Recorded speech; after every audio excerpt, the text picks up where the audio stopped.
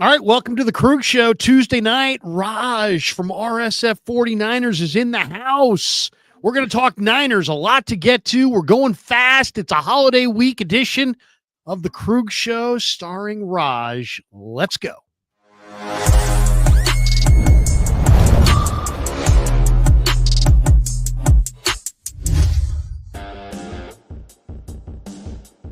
All right, welcome to the Krueger Show Tuesday night. Raj from RSF 49ers is in the house. We're having a good day, and of course, we're brought to you by Pig It Up Pickle, the best barbecue in all of Northern California.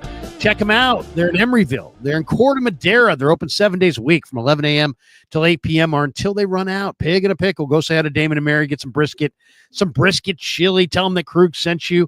This live stream is also brought to you by Sharp Corner, Sports Cards and Collectibles, 205 Cypress Avenue in Pacific Grove, California on the Monterey Peninsula. My good friend Anthony Catania is at 831-521-5264. And the live stream is sponsored by Better, the official daily fantasy sponsor of the Krug Show. Use Better to make daily fantasy lineups and win real money. We've won 5 times this year. Download the app below. Make sure you use the promo code Niners to get your first deposit matched up to $200. Everyone who does is automatically entered into a drawing to win this free signed Fred Warner jersey. We'll announce the winner at the end of November, and it is the 26th of November, so we're getting closer. If you want that Fred Warner autographed jersey, it is a doozy. It's a red jersey in size XL. Download the app below. Make sure you use that promo code Niners. You get your first deposit matched, and you'll automatically be entered into the drawing to win the Fred Warner jersey, and it is a really, really nice one. Pretty. Raj, good to see you, man. I love that hat. Does Trent Williams own that company, or is he somehow associated with that company? Because he wears that exact hat, but he wears the one that's beige, or not beige. Yeah. No, it's like the Niners. Yeah, I guess what you call it, beige or gold. Maybe it's slight gold with red SF. I'd say it's beige. Yeah, no, the company that makes these is Residency. I also, I'm a sponsor for them and everything. They send me the hats. They send the players the hats. Trent Williams has his own personalized Residency hat. So some of the players get like their own like brand hat, So Trent Williams was branded with his own Trent Williams hat. Deebo Samuel, he has the Slime Bow hat. They're actually going to be making me a hat. So stay tuned for that one. But it's Residency. I'll get you. You need a hat? You need a hat, Larry? Is that what you need? I really don't, but you know what? I wouldn't mind one. I mean, it's a good looking hat. I'll say this. John Lund has that hat. Greg Papa has that hat. Greg will wear it on TV. I'll say this. It's clean. Like, you've got the red and the white. Is that a white SF?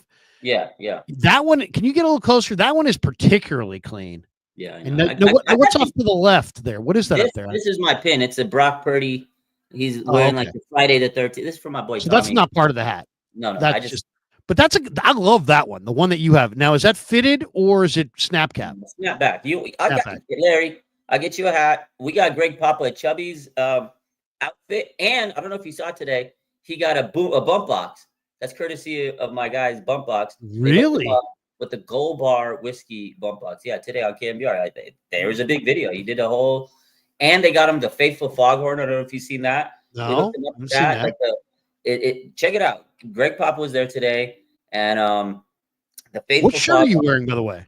What shirt is that? This is an old school San Francisco. It's a hoodie. Not a hoodie. It's a sweater. It's got all the stars, the West Coast. Walsh, Dynasty. Montana, Ronnie, Jerry.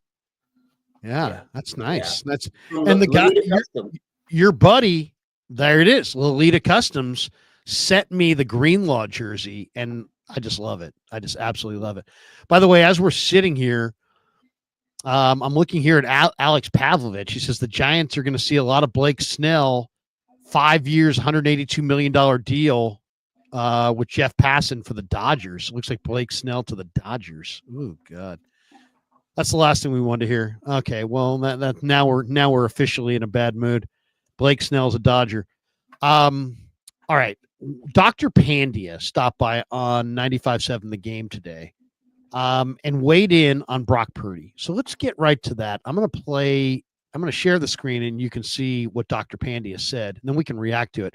And Raj, since you're in the medical profession, so to speak, almost you probably have a different perspective on some of these injuries than we do. So here is Dr. Nirav Pandya on Brock Purdy's shoulder injury, and pretty interesting here.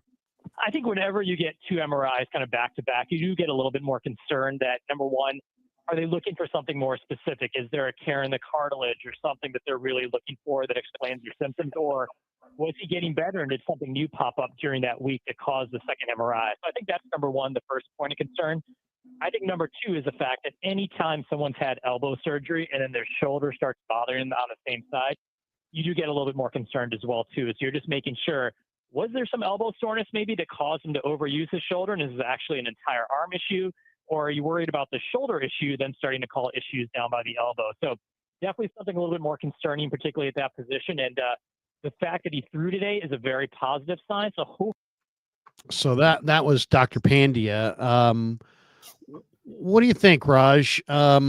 Overall, I mean, I know you're not a doctor, okay? We don't want to try to pretend that, Raj is a doctor. Raj is not a doctor. Raj is a physical therapist, but you know more about it than I know. That's for sure. And I'll defer to you on this one. What do you think of what Dr. Pandya said there? That he's basically saying that, hey, if it was just his right elbow, but maybe this was his left shoulder, there wouldn't be the same concern that there is now because he had surgery on his right elbow, his throwing elbow, and he's also now having shoulder pain in the left shoulder, or the right shoulder, I should say, same as the throwing, same side. How much of a concern is that for you? Yeah, no, that's a good question. And real quick, I have a doctorate in physical therapy, so technically, you're Dr. Raj. But I'm not a medical doctor like him. I know Dr. Pandya. We've talked many times. We've went live. He's a great guy, a good orthopedic guy. So he's the expert. Very good guy. Very good guy on this subject. And I trust his lead on this. If he tells me that, he's concerned, I was concerned too, because yes, he had the elbow injury before. I don't think this is obviously anything related to that because he got banged up, shoulder hurts. But you are concerned anytime you've had any injury previously on the same side of the body. So yeah, I think double MRI was, to me, I was so concerned on Sunday. I see the report from Jay Glazer. And he's like, oh, they had two MRIs because Lynch told us there was one, right? And I was like, oh, all of a sudden there's another MRI. I was a little worried. I was like, oh shit, is this something? Why would a guy get a second MRI? Is it the first MRI is not conclusive? Is it a different angle maybe on the second MRI? Or I mean, I don't understand why, if you have an MRI, why you'd need a second MRI.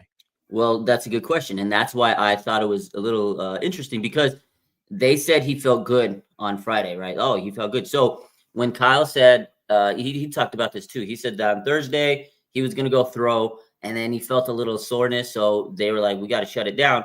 I think because they needed to make sure and get 100% second opinion. This is a guy they got to pay next year, right, Larry? I think 100% in their mind.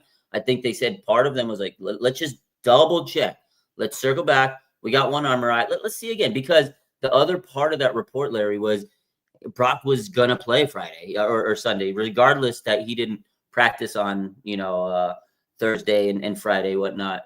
Last Sunday against Green Bay, you're talking about? They were ready to make it. So I think they wanted to make a definitive, conclusive answer. And so they said, okay, they got one. Let's just double check. Okay, yeah. Then that's when Kyle talked to the media, was like, look, he's not throwing.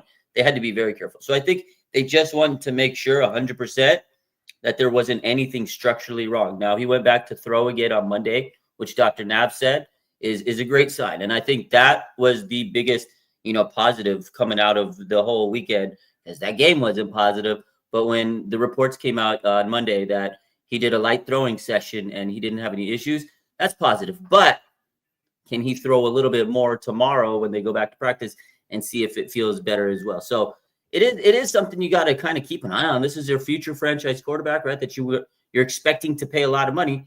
If his shoulder isn't right, are you going to pay him all that money? So they got to make sure their investment is going to be a solid investment. They're going up against a 9-2 football team in Buffalo. That's won 6 in a row. That's scored 30 plus points in 5 games, and that is giving up about 19 a game. On the defensive side, 7th in points allowed. They give up 19.5 points allowed. What do you think, Raj? I mean, if Brock is 85% and he says he's willing to go, do you put him out there, or do you kind of chalk this one up to a loss and try to win all the non-Buffalo Detroit games and maybe save Brock for the more winnable games so that you potentially could still outrun the rest of the division and slide into the playoffs? I mean, I know you want to win every game, but come on, let's be realistic. Buffalo's 9-2. It's going to be freezing cold. They've dominated in the last 6 weeks. They got the MVP of the league right now. The favorite for the MVP is Josh Allen. So the odds of the Niners are going to Buffalo and beating the Bills is less likely than them winning last week in Green Bay. Shouldn't they just shelve Purdy for the week? I know a lot of people say that, take the L. A lot of people are starting to look towards the draft. I mean, this is it, man. I feel like you got to play this game. You got to play to win the game, right? Herm Edwards, you play to win the game. Or play to go to the playoffs. I mean, I know what you're saying. I'm not saying, tank the year. I'm saying you got to win a number of games to go to the playoffs. If you play Purdy in this game, he gets hurt, you could be hurting your playoff chances, where if you sit him and you lose, but then he's healthy for Chicago and you win the non-Detroit Buffalo games, maybe you get in anyway. I don't know. What do you think? No, because the whole thing what I was going at, Larry, is okay. Let's say you lose Buffalo. Let's say you think you're going to lose regardless. You still want to have a fighter's chance, because I don't think if you don't play Purdy, you don't have a chance to win this game. I really don't. And to me, if you only win 4 more games, you're not making play. 9 wins is not getting you into the playoffs. You got to win the division. I feel like you got to win 10. That's the magic number. Can you beat Buffalo with Brock? There's a better chance. Can you beat him without him?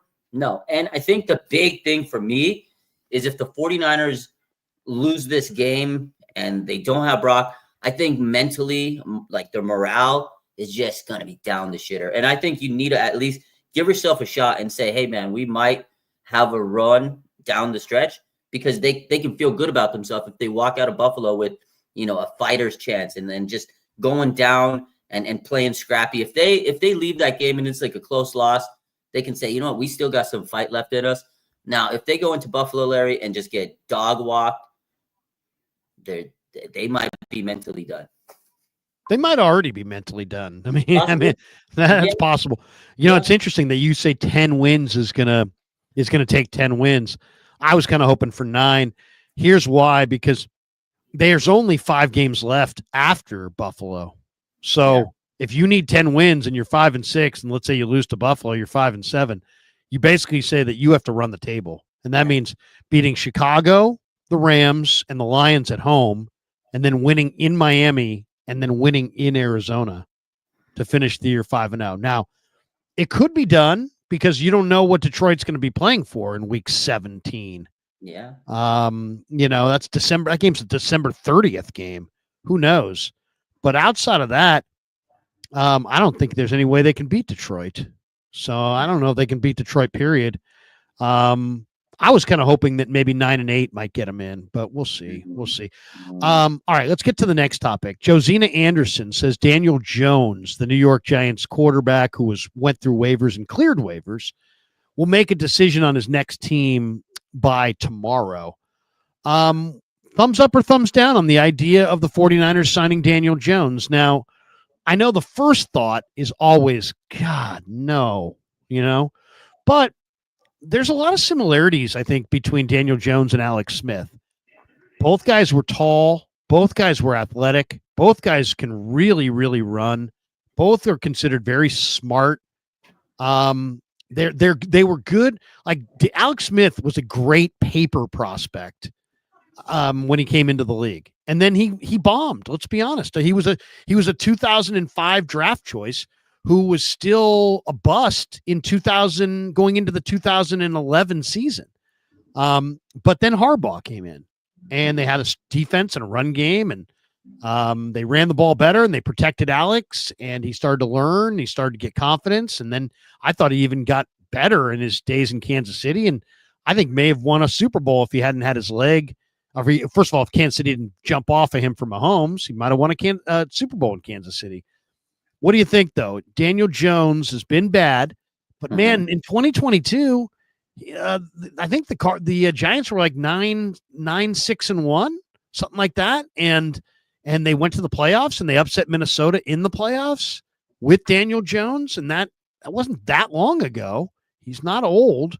What do you think? I look at it. He's better than Dobbs and he's better than Allen. And look at Mayfield and look at Darnold.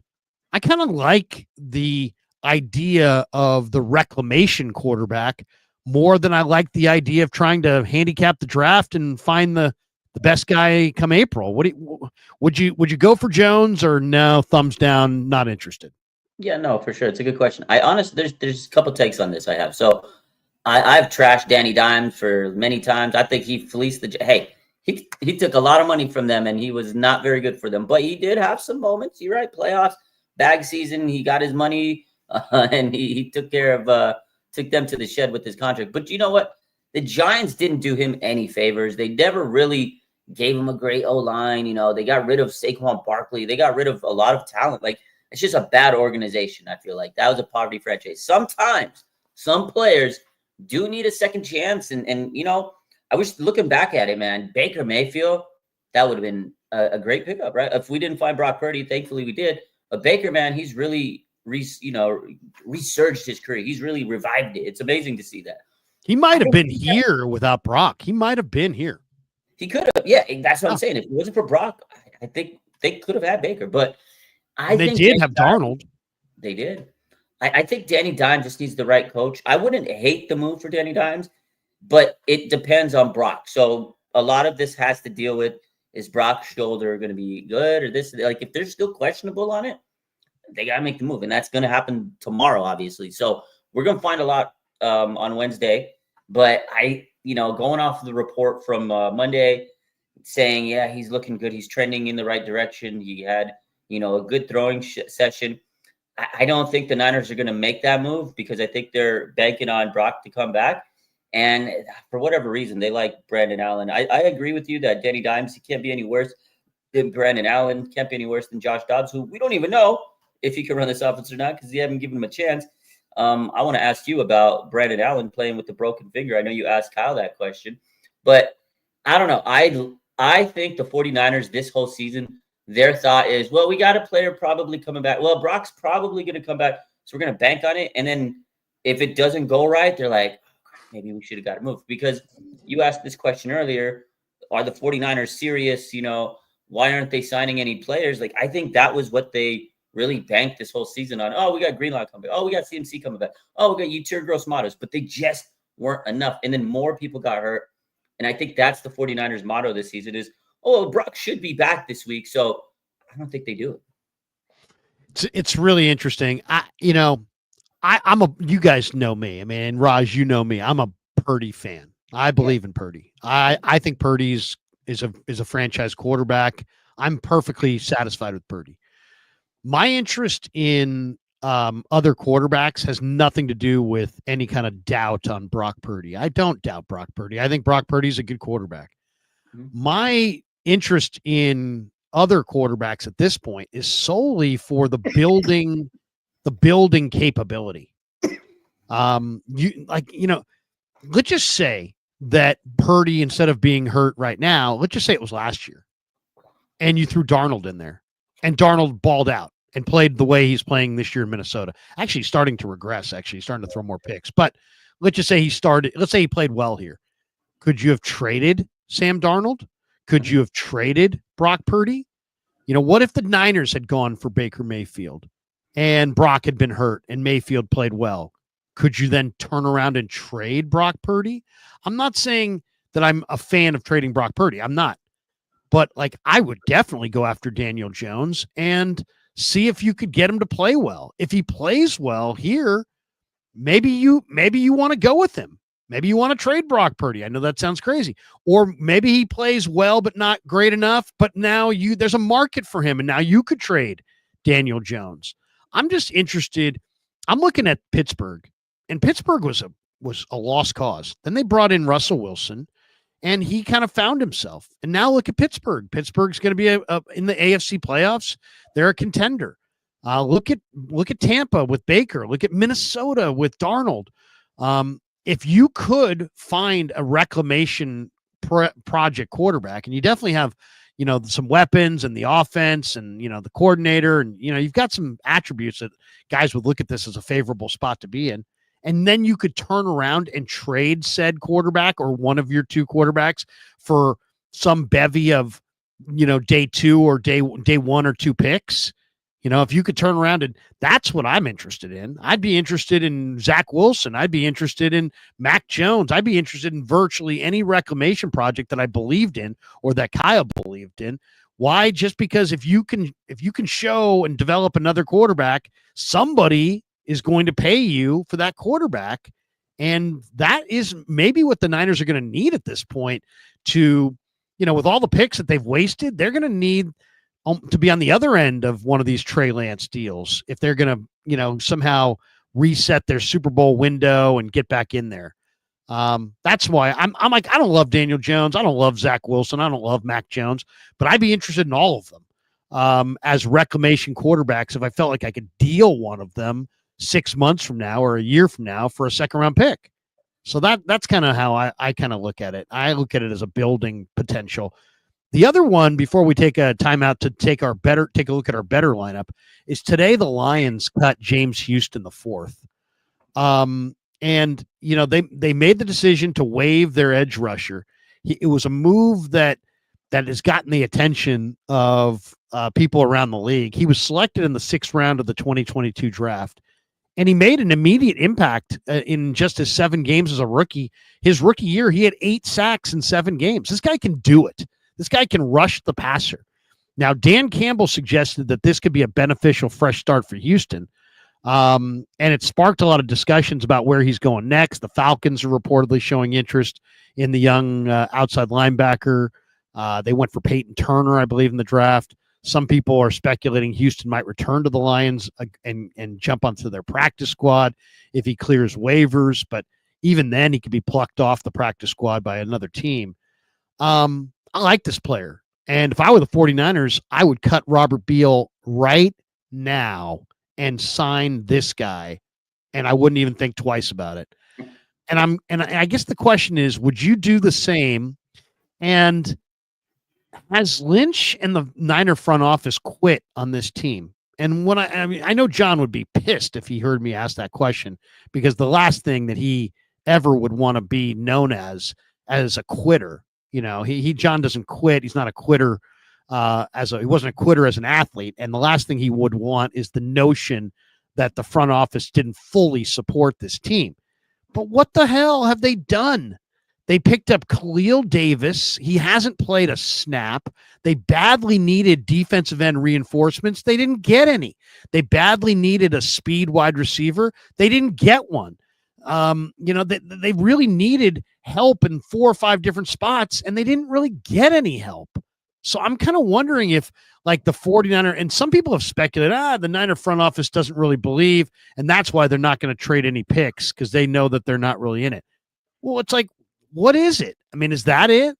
Does Lynch think that they're done? Because I just heard him tell the KMBR audience this morning that he thinks the Niners defensive line is going to play well down the stretch. I'm not sure what that's based on, Of course, but if you're still in it to win it, cut Robert Beal. He has no sacks. He has no pressures. He has no quarterback hits. He's got nothing. He's got no production. James Houston had 8 sacks in 7 games as a rookie, and I think is quite a bit better than Beal. I'd rather sign Houston the 4th right now and play him Sunday in Buffalo in the wide 9 and cut Robert Beal, who's not getting anything done.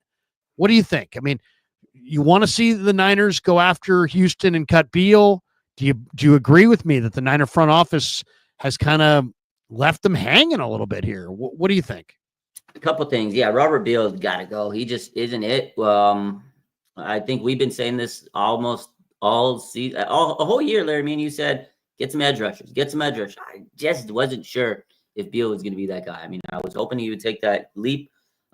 He hasn't even tightest shoe. I don't know, man. He's nothing. So yeah, if they can upgrade a little bit, I mean, I know Houston's not going to be this immediate, elite impact, but he could probably be a little better than what Beal has. This is the way I look at it. I kind of said it earlier. I don't think the Niners have given up. I just think that they thought all the people that they brought in this offseason, all the players that were stashed, I thought they were all going to come back. And I think Lynch was like, okay, we got players.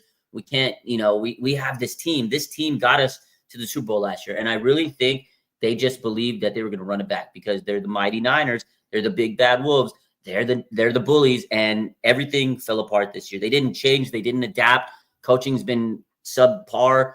Not just, the offense, but the defense, the special teams has been abysmal. Penalties every single week. It's the same issues. They haven't fixed anything. I think mentally they're drained from all the years of winning, which is, I guess, a good problem to have. You're winning and now you're tired from all that winning. Sometimes you hit that wall. And I think the Niners really were banking on, okay, we're going to get Feliciano.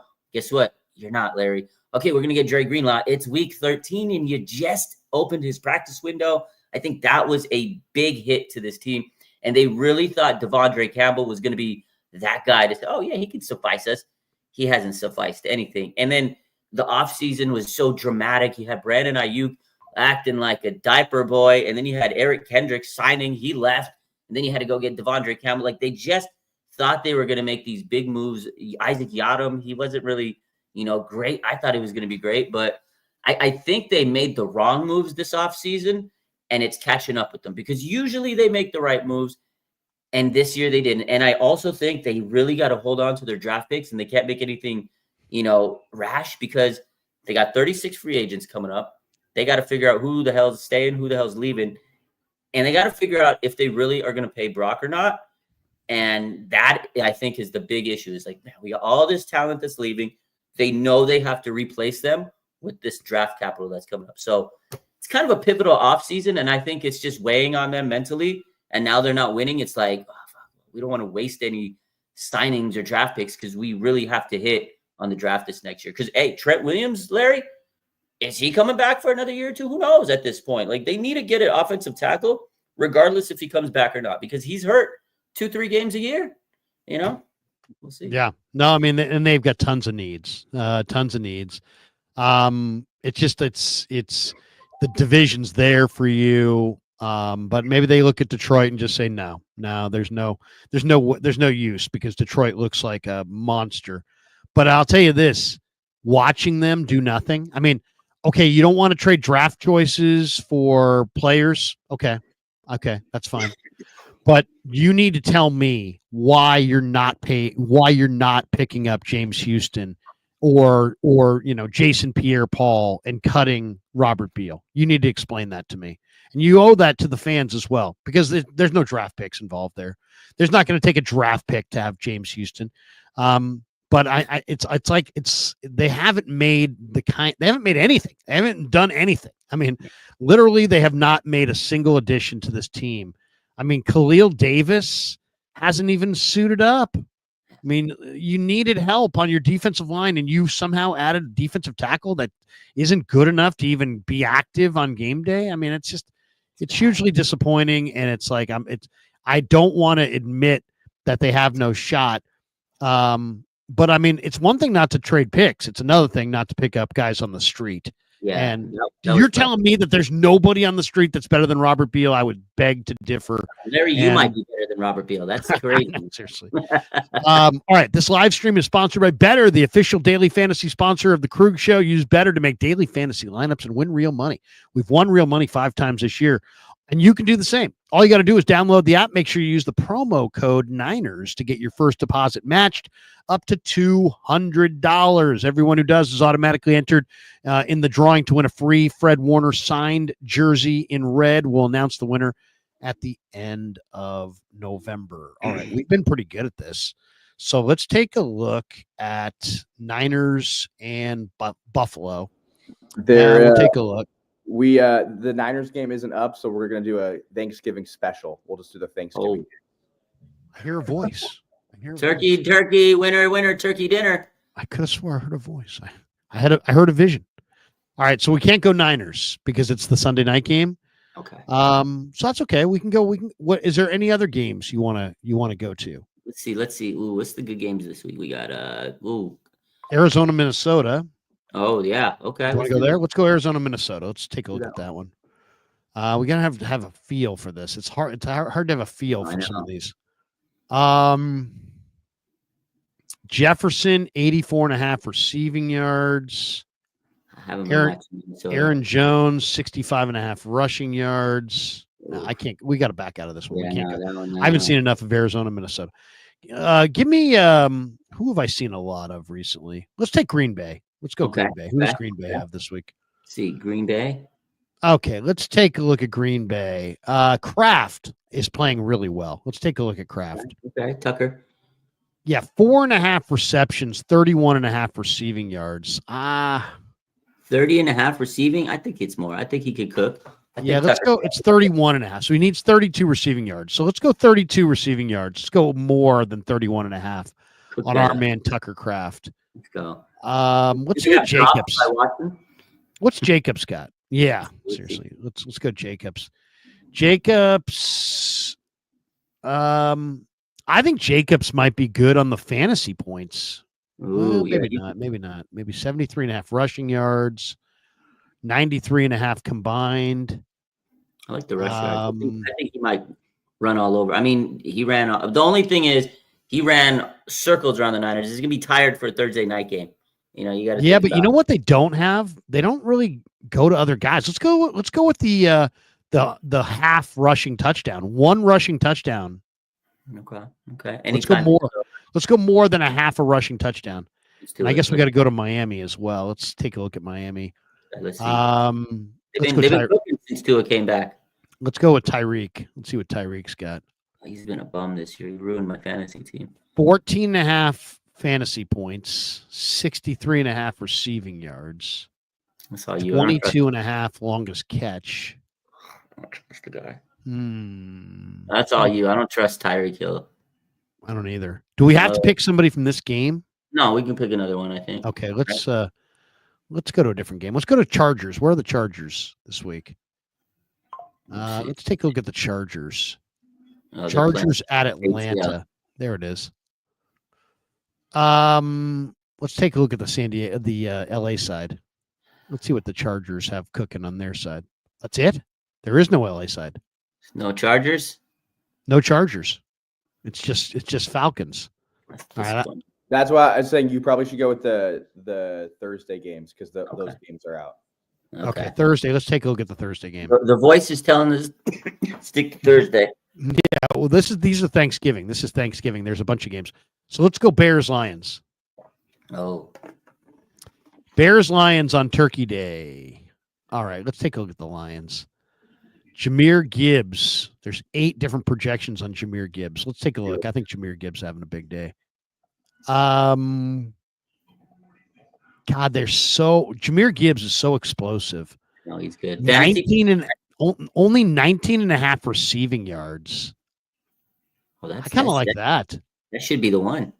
19. He's going for 20 yards receiving for sure. So let's go there. Here we go. Cook it up. There we go. We're 3 for 3. Let's wager. Kev, how much are we going to wager? There we go. We just wagered and 3 picks to win 50. Is that what it is? Let's go, baby. Easy money. Times 5. So we have 10. We have $10 bet to win 50. So we can win 50. We've got Tucker Kraft. He's got to have 32 receiving yards. Josh Jacobs, just 1 rushing touchdown. And then Gibbs has to have at least 20 yards receiving on Thanksgiving. I love it. I love it. Once again, download the app below. Make sure you use the promo code Niners to get the first deposit matched up to $200. Everyone who does automatically is in a drawing to win the Fred Warner jersey. And thanks to Better for being a proud sponsor of the Krueger Show. All right, let's go to your Twitter because Deebo Samuel talked about Dieter. I don't know if you saw Dieter, but Dieter had a big thing saying, take away Deebo's C. Deebo was bad in the last game. He dropped a couple passes and he blew off the media. Yeah. And that's always a bad look. Anytime you blow off the media, it's just a bad look. I don't, at the end of the day, I really don't care. I mean, I personally don't need your quotes. Okay. I don't. I feel bad for some of the other media people that are in the locker room sometimes because I can see the desperation on their face. They need something from these guys. They need the clicks. Larry doesn't need the clicks. He could just pull my Twitter up and go live on it. Right. I don't need no clicks. No. Clicks. It's not that I don't need clicks, but it's just like I don't need their quotes. Everybody click that like button for Larry. He needs those clicks. Yeah, but I don't need to go into the locker room. Like if I go up to the locker room and guys are like, "Hey, get lost, man. I ain't talking to you." It doesn't impact me at all. I mean, it's like it doesn't bother me. They don't do that, but it doesn't bother me if they did. But Deebo was asked about his captaincy, and here's what he had to say about it. We will share the screen right here, and you guys can check this out. This is off of RSF 49ers Twitter. Somebody runs that thing. I don't know who runs it. Somebody's running that damn thing. Here it is. Here's Deebo talking on the Deebo podcast. Is this the right one? Is this it? I don't know because I had 2 videos. Yeah, let me see. Yeah, this is it. This is it. Oh yeah. And tens of people watch this you need podcast. The C taken off of So hold on here. Tens watch this. Oh, here we go. There's conversations about people feeling like you're not a leader this year. You need the C taken off of your chest. What's your response to that? I don't know. It's kind of crazy because at the end of the day, we hold each other, as in my teammates and myself and Kyle and John and Jed and the other owners, the part of the team. We hold ourselves to a higher standard than what people hold us to. So at the end of the day, a lot of people kind of reflect to taking the C off my chest because of me having that altercation with my long snapper. But at the end of the day, I went to my kicker and told him that he needed to lock in and, we needed him to win this game. And it turned into something that it should have never been. But at the end of the day, like, it shouldn't have never led to that for sure. But at the end of the day, if in order for me to have the C on my chest, it's not, I don't think it's too much of a coach's decision. The people above Cal, I think it's a player voted thing because we do that as a group. So if my peers and everybody around me feel like that I deserve to have a C on my chest, then I'm wear it with pride. And I take pride in that for sure. And at the end of the day, like I stated, I control the things that I control. It's been a little frustrating for sure, but at the end of the day, like I'm gonna still go out here. I'm gonna do my job, and when the opportunity presents itself, I'm there. There's conversation. What do you think, Raj? I mean, nobody said he's going to get the thing stripped. The question is, should he be the captain? He blew off the media. I mean, I don't really care about blowing off the media, but he blew off the media. He dropped some key balls in this last game. It's like, this is the problem in a sport where everybody can see everything. This is why you don't call out your kicker, because guess what? Those who live in glass houses should not throw the first stone. And this guy's not running routes well. He's not separating. He's not producing. He's not catching. He hasn't done squat since the bye week. And his biggest, most high profile move is, yelling at the kicker and putting his hands on the throat of the long snapper. What do you think, Raj? Should they take the captain patch away? And I guess what do you do with Deebo? Do you extend him at the end of the year? Do you get rid of him at the end of the year? It's a huge cap hit if you want to get rid of him. At the end of the day, or first I had to get that one out. He said that a lot in that interview. So I watched the whole thing earlier, and I clipped that up. So couple things. He addressed the TO situation. He talked about all that stuff, and he also did say that he wasn't obligated to talk to the media, so that's why he didn't do it. But to me, that's a cop out. I was very disappointed in Deebo because, as you know, I've stood up for Deebo. Me and you had a vicious argument here on your channel about it. So I apologize to you because Deebo has been playing very poorly, and that's my guy. And I'm just like, man, Deebo, you need to lock in, bro. Someone needs to tell him to lock in because drop passes, poor routes. He's been playing very poorly. And I get it. He's played through injuries. Maybe he's not 100%. He had the pneumonia, but it doesn't matter if you're going to talk and trash people, because Deebo is one of the guys that he's very vocal. And for him not to be vocal all of a sudden, I was like, wow, that is speaks volumes of who he is. Now, I don't think you take away his captain, but I think something had to have been said by Kyle. Like, Kyle needs to address this. And hopefully they did. Hopefully he pulled him aside and say, look, man, you need to hold yourself a little bit more accountable, because this is a situation. Okay, Fred Warner, he's a captain, Larry.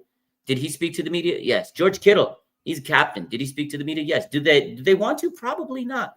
Christian McCaffrey, he had a fumble, a big-time fumble in that game. Did he speak to the media? Yes, he did. It doesn't matter. You're not over anybody. If you're a captain, you have to. You're obligated to go speak to the media. So I was disappointed in my boy Deebo. Somebody needs to tell him to lock in. And honestly, the future for Deebo, I don't know, man. He has kind of regressed. Actually, not kind of. He's regressed a lot. They drafted 2 wide receivers in this year's draft. Juwan Jennings looks like the best receiver in that locker room.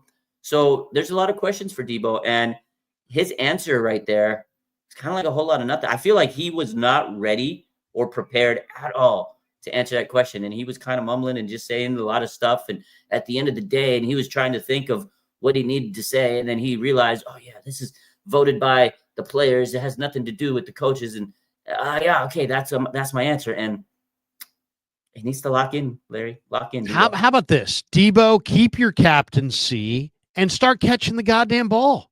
Yeah. Catch the ball. Okay. Catch the ball. You're a receiver. I don't care about what you say. I don't even care about what you do. Just catch the ball. Just catch the ball. And if you catch the ball, everything takes care of itself. All right. One more on Deebo this is also from your Twitter. And this was Deebo asked about Kyle. Is Kyle on the hot seat? Here's what he had to say.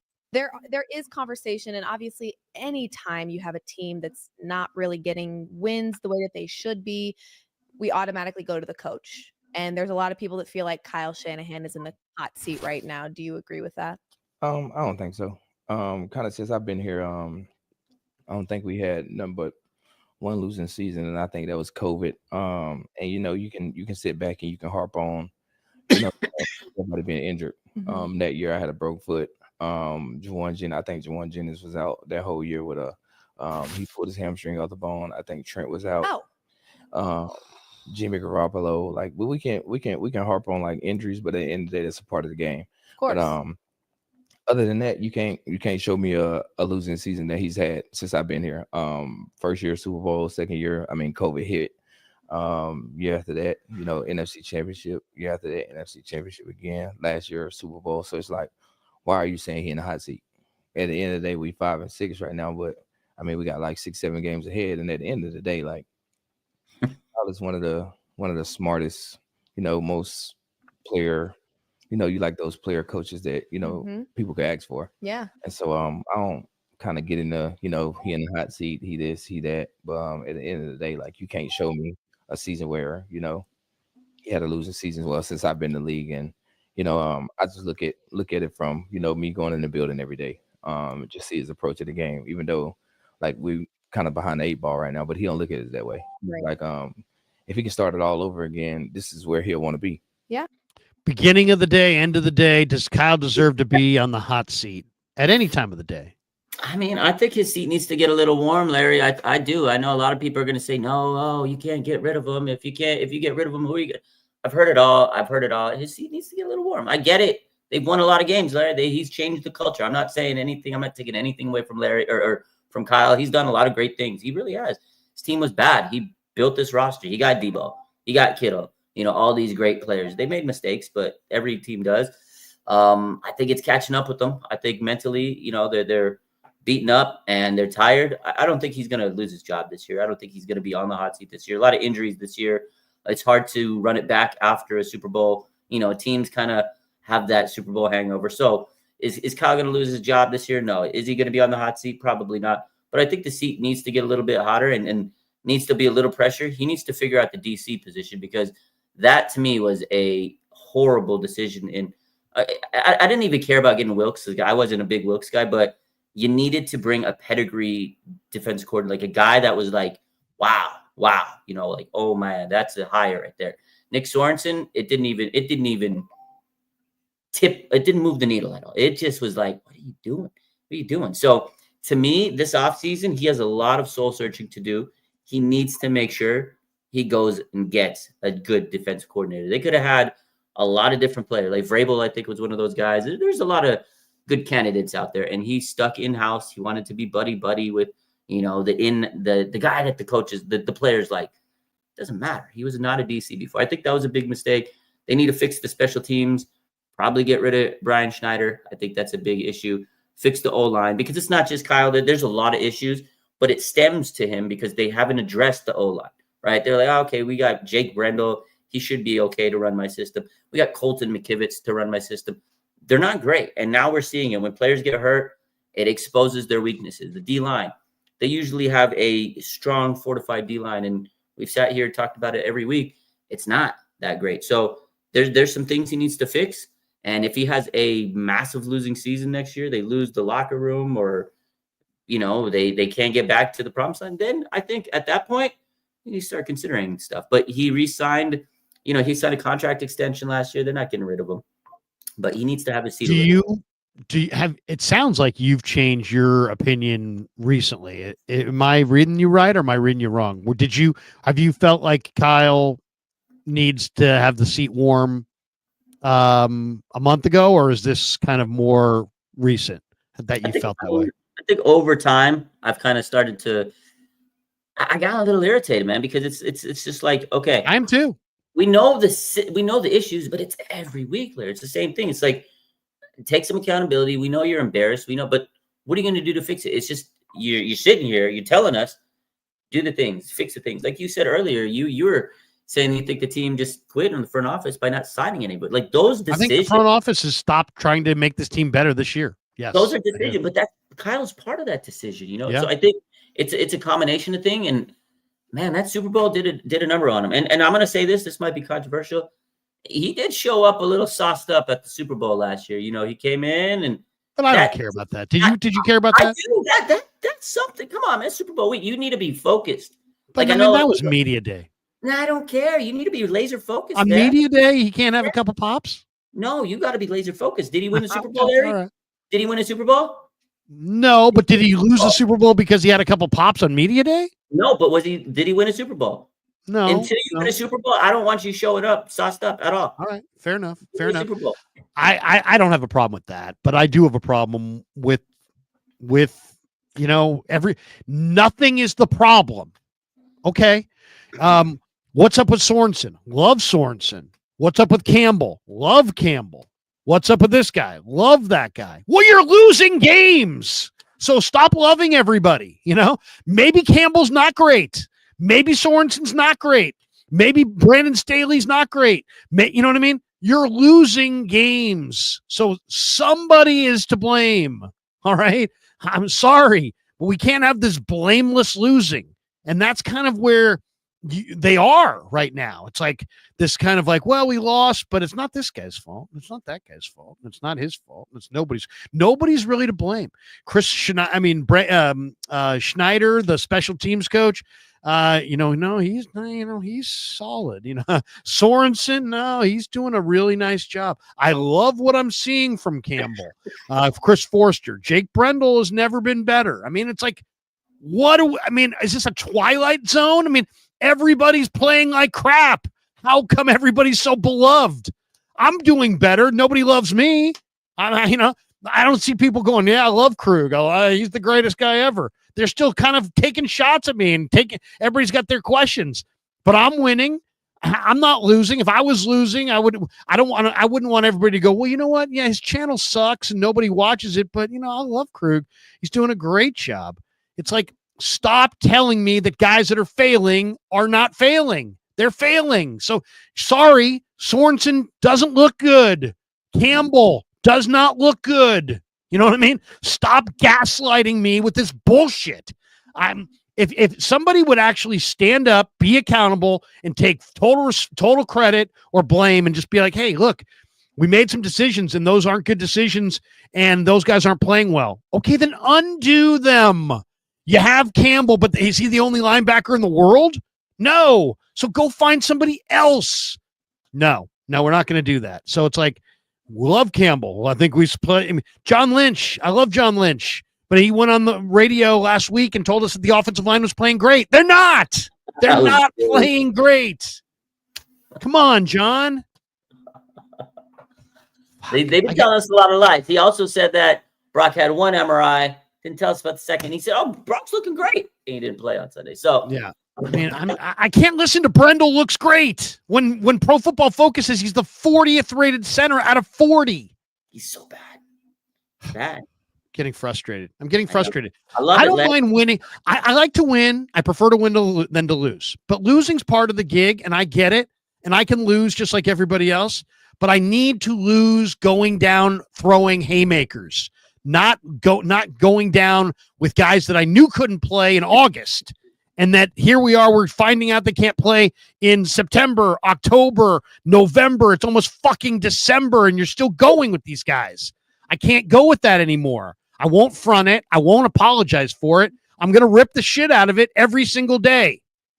All right. All right. Couple last thoughts. I mean, that's who I am. That is who I am. You don't want me? Fine. That's who I am. I'm going to speak the truth to my audience because guess what? It's just sports. We can tell the truth about sports. And when we can't tell the truth about sports, it's time to go fucking cover something else. I'm serious. We need to speak truth. Truth. You want respect. You want improvement. You have to speak truth. Okay? The offensive line is not playing well. Devondre Campbell is not playing well. Don't gaslight me and tell me that he is. Please. Can we stop right there? Okay, couple last ones and we'll jet. 30-mile-an-hour winds forecast for Sunday in Buffalo. Does this impact who Kyle should start at quarterback? Does it impact what the game plan should be? Are we actually going to get Kyle Shanahan to commit to the run and go away from the pass, not because he's got his backup quarterback, not because it's the right thing to do, but because there's 30-mile-an-hour winds and they can't pass? I actually think that the 30-mile-an-hour winds may favor the Niners. They need to run the ball like 40 times and not mess around with more passes. They ran Mason for 16-yard run. The next 4 plays were all passes. I mean, come on, how do you do that? Does the forecast in Buffalo on Sunday actually, in a weird way, benefit the 49ers? Not at all. It might snow also. Cold weather is not good for a West Coast team. I'm a West Coast guy. You go to the cold weather, it's a little tough to play. But it's football. These guys have played football their whole life. So at the end of the day, it's not going to be the end-all, be-all. But I think Buffalo is used to playing in those elements. So definitely it's going to favor them no matter what. It shouldn't determine who the hell they're playing at quarterback. If Brock Purdy's healthy and he's ready to play, you play Brock Purdy. He gives you the best chance to win. No doubt. Regardless of who's playing, Larry, they need to run the ball because the 49ers are a run-first offense, but it's the way you run the ball. It's not just run the ball and you're going to be successful. It's don't run CMC up the middle like a battering ram. Don't run them to the side when they're crashing out the side because they know Trent Williams isn't there or Jake Brendel can't, pivot and help in the run game. So you got to use your run, your running backs properly. Give Jordan Mason the ball. What did he do to deserve not getting the ball, Larry? This man was top running back in the league for several weeks, and then Christian McCaffrey comes back, and I love Christian McCaffrey. He's great. Why can't you use them both? Why can't you use Jordan Mason? He comes in for one play, Larry, 16 yards, and I was like, oh, baby, here we go. Give it to Jordan Mason. And then I was looking for him like looking for Waldo in the book. Where's Waldo? I couldn't find Jordan Mason on the field, Larry. Give that man some care. What did he do wrong to you, Kyle? That's one of the issues I have this season is just you see it as clear as day. There's the issues. They're not fixing it. So, yes, the 49ers need to run, Larry, but they need to run the correct way. They definitely need to run the ball. And they need to not miss 19 tackles in the game. Yeah. And that would help. All right, last question. CMC is not the same as last year. He's slower. The numbers indicate it. I'm trying to find it. Was it you that put this out, Raj, or was it Kev? Somebody put out some stats on CMC, and I'm trying to find it. I think Baldy said it today. Something about Christian. Was it Baldy? Yeah, I can't remember who did it. God, I don't see it. Coach Yak, maybe. He might have. I know I saw the tweet somewhere today, somewhere around there. There was a great tweet. I wish I had it. I don't see it. Anyway, CMC is not the same player as last year. He's slower.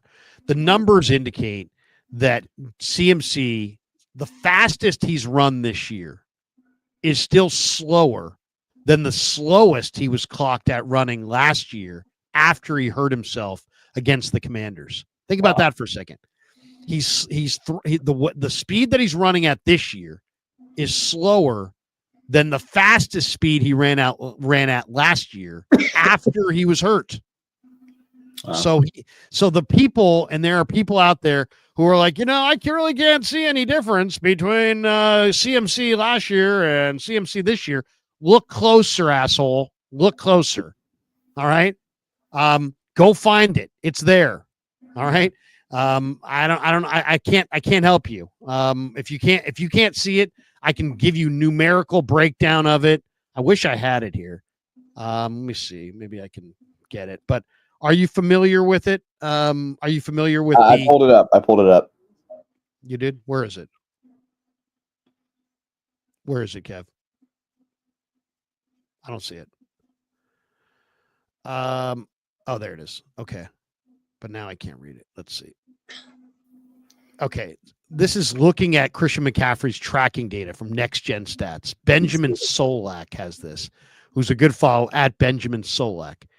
He hasn't hit a top speed yet this season equal to his worst game from last season. He had the calf injury against the Commanders. But if you look at his speed from last season and his speed from this season, his slowest speeds from last year are still faster than his fastest speeds from this year. Yeah. So so there are those who are like, well, I don't see where he's diminished. He's diminished. Come on. If he's not running as fast at any point this year as he ran at his slowest last year, he's not the same player. Simple as that. And he's not getting the same results. No, you can tell. You can totally see he just doesn't have that juice. Like I said that so many times Sunday. I was at the game, and I had pretty good seats. So I every time he hit that hole, he just didn't have that burst. And on top of that, when you multiply that the O-line just not getting a good block on him or for him, it just wasn't a good recipe. I guess here's the last question I would have for you. If he's not the same guy as he was last year, why won't Kyle Shanahan use Mason or Garendo with CMC? Why won't Kyle Shanahan use Garendo at all since CMC returned, despite the fact he's quite a bit the fastest weapon they have and pretty good size? And Mason's just a spot player since CMC came back. I mean, the Niners had a top 10 rushing attack, and CMC was coming back. And the rest of us were like, damn, this is going to be great. They got a top 10 rushing attack. They're bringing back the reigning offensive player of the year. They're going to be a top 5 rushing attack. They're going to be able to ride that all the way to the playoffs. Instead, since CMC's been back, the 49ers are worse. They are worse since CMC got back than they were before he went out. Make that make sense. And still, the only person who doesn't seem like they understand this fact is Kyle Shanahan. It's absolutely baffling. There's like 19 different things that you could point to and look at that show that CMC is not quite the same player. How about yards per carry? He's at 3.1 a carry. The other guys are Garendo's at 6 and Mason's at 5. What's the deal, Raj? Why does Kyle Shanahan have a blind spot for using? They used Mitchell and Jeff Wilson, and they used 2 or 3 backs at a time in previous years of this same regime. Why can't they use Garendo, Mason, and McCaffrey? Or is this all stemming from Bobby T? Is it stemming from McCaffrey's insecurity? What is going on? They have 3 good backs and they will only use 1. Yeah, that's what I was asking. Where the heck is Mason and Garendo, who they played admirably when CMC was gone? And I get it. CMC is CMC, and he's so great. And maybe he's a little rusty, and this is to be expected for him to be a little slower. He's coming off of bilateral Achilles tendonitis. That's not a great injury to have, and he's going to lose a little juice. You could see it. The O-line's definitely not opening up the lanes for him. But regardless, they were running the ball at a high clip, 5 yards carry with Mason. He was leading the league for quite some time. So they have that ability. I don't know. Is Kyle stubborn? Is he crashed out? Is he mentally exhausted? Like, does he need an OC? Like, those are questions I find myself asking. And I love Chris McCaffrey, but I think part of it is I feel like they're tied and obligated to give him the ball because they paid him a lot of money this offseason. So it's like, we got to give him the ball. He's getting paid all this money. We can't, they have to justify it. And I think also, too, you threw it in there. Christian McCaffrey is a guy that he doesn't want to be off the field. He wants the ball. He's got that mentality. He probably tells him, like, give me the ball. I'm still that guy. Like, maybe he hasn't accepted that. He's a little slower this year. And it's okay. He's still a great player. He's just lost a notch because he's had a major injury. And now all of a sudden he's thrown into the lineup in the middle of, the season. No offseason, no training camp, none of that stuff. It's a little behind the eight ball. It happens to players. So I think there's a combination of factors. Players are frustrated. Players are pissed off. They're trying to force themselves. They're trying to push themselves. They're trying to throw their will into the game to say, we got to win these games. They're pressed. And now when you play and your backs are against the wall, sometimes it doesn't go the way you want. You're playing, maybe you're tentative a little bit. Like maybe CMC doesn't want to get hurt again. And he's playing a little tentative because if he goes too hard, he's going to snap his calf and he doesn't want that. So I think there's a lot of factors. And for whatever reason, I just lost trust on those young guys. And sometimes he does. And that to me is the biggest question of the whole situation is just why can't you give Mason? Like, I want someone to ask him, like, why the hell are you giving Jordan Mason one carry when he's still averaging a high clip on the running game? I mean, I feel like I've asked this question 2 or 3 times, but I'm going to have to ask it again. I mean, it's going to have to come up again. He's going to Kyle, I know I'm tired of asking this question, and I'm sure you're tired of answering this question. Why are you not using Mason at all for the most part? And you're literally not using Garendo at all. Why? I need to know. All right, let's hit the start and we're jetting. Did Jen says Blake Snell to the Dodgers, RIP Giants, so ass, LOL. Can you believe that? Blake Snell. Like the Dodgers needed awesome ace, some awesome lefty ace. I mean, just crazy, baseball is broken. I mean, I love baseball. Everybody knows how much I love baseball. I love baseball, but I don't talk about it hardly at all. Why? Because it's a fixed card game. Yeah. I mean, that football, at least there's some even playing field. Like the Packers can win and the Brewers can't. And like, you know what I'm saying? Like, Kansas City Royals, well, I shouldn't say it. The Kansas City Chiefs can win. The Kansas City Royals, if they win, it's like against all odds. Yeah. You know what I mean? And it shouldn't be that way. Not in sports. There should be some kind of level playing field to some degree. And there isn't in baseball. And it makes me sick. Boxing Fan Times Forces, cut Brandon and Dobbs, sign Jones, activate Mordecai. That'd be good. I love Tanner Mordecai. I think he's got talent. I really do. I would do that, actually. Anthony Catania, hey, he says, you play to win the game. Thank you, Anthony. Boogie 11 says, Shanny, Ronnie, Moody are terrorists and McKivitz. Terrorists in a good way, I'm sure. Oh my God. ESD Music LTD says new member. There we go. Hey. Let's go, baby. There you go. Thanks for coming aboard. James Mockastad says Deebo Warner takes it on the chin two times every week. He speaks to the media twice a week. That's true. That's a true statement. What do you mean? What's he saying there? So what he's saying is he's talking to Deebo. You need to talk to the media because Fred Warner, before the game, he has the media scrum Wednesday or Thursday. He speaks to the media. And then after the game, no matter what, Fred Warner, you think he wants to sit there and answer question? Why did you lose? You think he wants to answer that question, Larry? No, but he does. No. Because he's a captain. The old saying, can you stand the rain? Everybody loves the sunshine. Can you stand the rain? As I quote, the great Milli Vanilli. That's a great band, man. Can you stand the rain? As we're probably stealing from other artists and lip syncing. 49er underscore throwbacks is how did the 49ers get back to the promised land? You can drive there. I mean, what promised land are we talking about? Okay, this is how I think they get back to the promised land. Tell me. they invest in at least one more quarterback in the offseason. You try to see if you can find a quarterback that you can turn into trade bait. Okay. Think of your backup quarterbacks as building as a way to build your roster, and no more, lifelong backups. Go for some reclamation projects and see if you can hit a home run. See if you can find Baker. See if you can find Darnold. And then all of a sudden you've wound up with two quarterbacks. And you know who's in a pretty good spot right now? The Atlanta Falcons. They've got Kirk Cousins and they've got Michael Penix.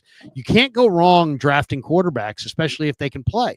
So I would say definitely go into the quarterback market as a way to build an arsenal to trade. And then the other thing I would say is build up your defensive front with real guys on your front that command double teams, and build up your offensive line. You got a bad center, you got a bad right tackle, improve, invest in the line, and then go after awesome stud fast linebackers, because you used to have the fastest linebackers in the game. And right now you've got Fred, and he's still great, but you had the fastest linebacking crew.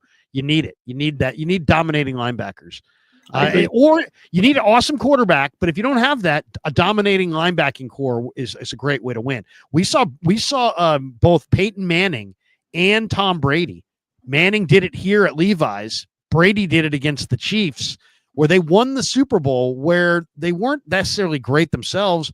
They were good, but they had great linebackers. Von Miller in Denver, Devin White in Tampa, Levante David in Tampa. Build your linebacking core to be awesome. L. Kurtz says, Larry, thoughts on Snell to the Dodgers? Here's my thoughts. Oh, you got to be fucking kidding me. That's my thoughts. James Mockestad. Larry told Dieter that Christian McCaffrey seemed fine last week. Maybe just needed larger sample size. I thought he was not. JP should be the one running outside. P.S. Active player podcasters tend to be a bad look. Yeah. What do you mean? Draymond Green has a great podcast. Come on. I did think, I'll be honest, and I feel like I've got a pretty good eye. Okay. And I feel like I see some things that other people don't see. Mm-hmm. But I'll freely admit that I needed Kev's stats on CMC to tell me that CMC doesn't look the same. Because to me, because I just think the Niners offensive line has looked really bad. So I don't know that I've held him to like the same standard, because I think there's nowhere to run. Like I'm watching them. I don't see the holes. I watched the all 22 and I didn't see, when I watched the end zone copy of the all 22, I felt better about CMC. I don't feel like they're getting the job done up front. But those numbers that he threw out show the baseline speed, and his baseline speed is beneath where it was a year ago. There is no ambiguity to that. That's true. No, 100%. And so at first I was kind of like, first game, I didn't expect him to go crazy, but I felt like he did good. He came in, he opened it up, he was getting his plays, and I didn't see much of a, fall off. Last week just was a weird game. And it really wasn't until I saw him like live up close. Like I went to the game against, actually I went back-to-back games live, but I didn't notice too much of a fall off. It was until this week when I saw him trying to get through those lanes, and he just looked so slow off the brakes, and like just slow off the line. And this week was when it really hit me. I was like, because I turned to my friend so many times, like, hey, CMC doesn't have to shoot. He just doesn't have it. Doesn't have it in him. So it wasn't until this week when I saw him just trying to make those cuts. I think he's fatigued already because he hasn't, played all the season. I know he trains, Larry, but he's not the same. It's not the same. I mean, football shape, tip-top look at Ayuk. Ayuk was in shape. He wasn't like out of shape. He wasn't like he had a boiler or anything, but he wasn't anywhere close this summer to where he was last summer. So there's levels of this stuff. Titus Muller says, I need Kyle to avoid being 2014 Harbaugh, whose stonewalling in press conferences left me hopeless as a fan. I need him to speak truth amid adversity. I almost feel like I have to ask the question about the running backs and at least ask it in a way like, maybe throw it out there. Like, do you not want to talk about the running back? Are you not playing Mason much and Garendo at all because you don't trust their their ability to hold on to the football? Otherwise, if you do trust their ability to hold on to the football, then why are they not playing? I need to know that. MD 2020 says, you two are great. I love the show, gents. Thank you. Appreciate it. Catch it every Tuesday. Raj joins me every Tuesday, and it's a great stream. Anthony Catania says, happy Thanksgiving to you both. God bless. Thank you, Anthony. You too. To all the good people down there in the Monterey Peninsula area. Big Tone says, $5. Great receivers produce when thrown to. Didn't know you can be constantly open separation, but be a bust at the same time. Film don't lie, emotions do. Yeah. I mean, just because when you see those separation stats, those are separation at the catch point, I believe, when targeted. So other people are showing me, hey, Kyle Pozion showed me on Niners Nation a picture of JJ wide open. That's not the same. I'm not saying that these guys are covered from the minute they leave the line of scrimmage to the end of the play. I'm saying that they're covered at the when targeted. So when they're not targeted, they could be running free. But most likely you're targeting guys that are open. So I don't know. I mean, what's the old saying? Stats lie and liars use statistics. I'm just sharing with you the information I have. I got a question on this real quick because we're talking about receivers and everything, and there's a lot of questions now on Ricky Pearsall. Not that he's not talented, but they're not utilizing him. He's your first round. He was their first round pick, number 1 pick. They hadn't had a first round pick in years, Larry. And he's had a lot of adversity. He came in a couple games and he looked good. You're not even targeting him. So, and I haven't watched the film this week. I usually watch it, but it's such a busy week. Targeted twice last week, but he only had 1.5 yards of separation on those targets. So that's not targeted at all this week. I got to watch the film, but I don't know if you did. Was he getting open? Was he just not separating? I don't know. But to me, it's crazy because, okay, this is your first, like you need to be focusing on it. Like you need to get this guy involved. You got him for a reason. If you're not going to utilize him, or if you're just going to let him kind of sit there and develop, kind of like Mason, you're not using him, right? You could have used that draft pick on an offensive line because they desperately need an offensive lineman. Trent Williams is banged up. He's 36. You could have got the heir apparent, right? Jake Brendel. I think they banked on Feliciano coming back, and it didn't work, and now he's back in the IR. We know they have Slim Nugent center, but they got Nugent. Yeah. Give him a chance. Like, why can't you use these guys? Other coaches would use these. Like, look at the Lions. They got 2 running backs, and they'll both gas you up. So, I don't know. Going back to Pearsall, it's kind of irritating to me. It's like you drafted this guy with your first pick in the draft. Try to use him. He looks good, I think. He looks better than Cowing as a punt returner. He looks more poised. He looks more – he's not running so fast that he's losing his footing. He seems like he's going to hold on to the ball a little bit better. He just seems a little bit more refined and nuanced and calm. So I like him as a punt returner. And I liked what I saw when he caught the ball, but I got to think that he's not getting the separation consistently. Otherwise, the ball would be finding his, the quarterback would find him more. I can't say definitively that I've done a deep dive and studied exactly his situation, so I'll have to do more research. But and the last super I thought it was last super. We got a couple more supers. Boxing fan says, if Kyle were to be fired, do you see any current college head coach that can make an immediate impact how Jim Harbaugh did? No, not really. I love him. There's a number of good college football coaches. I mean, Kirby Smart would be the guy that I'd want to hire. If I could find one college coach, I'd probably want to hire Kirby. Okay. I think he knows talent. I think he reminds me a lot of Jimmy Johnson. Reminds me a lot of Jimmy. Big Tone says he's open. That's who I'm referring to. Okay. Andre Hanna says, happy Thanksgiving to our friends down south. In your opinion, is our defense bad due to overall defensive personnel or poor scheming coaching from Sorensen? I don't think it's a poor scheme. I literally don't think that they have the horses. You didn't have Bosa this week. You signed Floyd. Floyd has been up and down. The 2 guys that were, they used to have Buckner and Armstead. Now they have Collins and Elliott. Not the same caliber of player. Greenlaw for Campbell was an awful trade. Yeah. They just don't have the same front seven that they had. Now, I like the DBs a little bit more than they've had in the past, but they're still young and they're going to make some mistakes. So I think they don't have a guy up front outside of Bosa that is really like, man, this guy commands double teams, and that's a problem. And then Sven was happy Thanksgiving. Also, what the fuck, Blake Snell? Don't let the door hit you. Okay, yeah, a lot of Giants fans upset with Blake Snell. I'll say this: I never vibed with Blake Snell. All those, he was mad at the Giants because they rushed him back.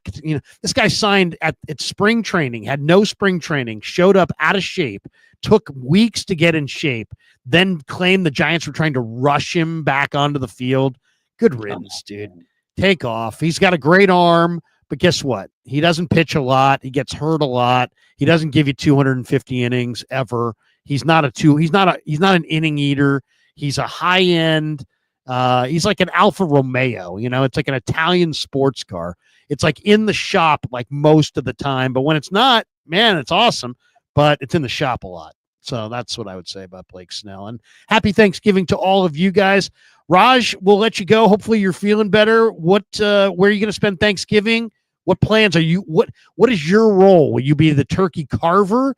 John Lynch was asked about this morning. He says he carves the turkey and he makes the cranberries. Yeah. Is there any aspect of Thanksgiving that you kind of like? Do you have a specialty or anything that you do on Thanksgiving?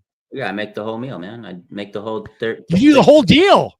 Yeah, I do the whole thing. I got it. Actually, I was at the grocery store today. My daughter. How big's the bird? That's not a big one because it's just me and my daughter. So we're gonna have our dinner, and then you're gonna go turkey, stuffing, mashed potatoes. Yeah. What else do you go? Do you go? Some people go mac and cheese. You go mac and cheese. Mac and cheese, cornbread. We got a little pecan pie. Ooh, look at you. We do it Mincemeat pie. No, or just pecan. Just pecan, chocolate pecan pie. Ooh, that sounds good. You do it all. I do. I learned that. Look at you. I'm an independent guy. I'm pretty decent in the kitchen. But happy Thanksgiving to you, Larry. I do. You're a catch, man. You're a catch. I do. Look at you. The guy can make dinner. He can work hard and bring home the bacon and fry it up in the pan. Look at you. I sure can. When you have kids, you learn how to be resourceful. Over these years, I've gotten I've become a pretty good independent. Pretty good cook. Yeah. I love that. Well, hey man, seriously, love streaming with you. It's been a pleasure. Outside of a couple weeks ago, we really have never really argued. And by the way, Dusty Gold says tryptophan crazy, Larry. Yeah. The tryptophan is the something in the turkey that makes you tired. Yeah. Like whatever. It gets you all zooted out. Yeah. 49 Throwback says, Larry, what is Kevin eating for Thanksgiving? We are, we'll have the traditional Thanksgiving: turkey, stuffing, mashed potatoes. There'll be some mac and cheese. There'll be, I'm doing my stuffed mushrooms with the Italian sausage, so I'm looking forward to it. Last year we did a ham, but this year we're going ham's good. Turkey. I like the ham, but my daughter wanted turkey this year, so I was like, all right, whatever. Kev is in the back room, and he says, I'll be eating the same thing Larry is eating, LOL. Oh, and Digital Drew says, Larry, call-in show coming soon. You know what? We are going to do a call-in show. Maybe I'll throw some calls on Saturday. I'm going live at 9. And maybe we'll take some calls Saturday because I would like to take some calls. We haven't taken calls in a while. So that does it for us. Thanks to Raj. Raj got a little bit of a cough, so we'll get out of here. Have a great night, everybody. Raj, thanks for the time. Thanks to all of you guys. Happy Thanksgiving to everybody. Peace. Never met a man I've been scared of. Careful.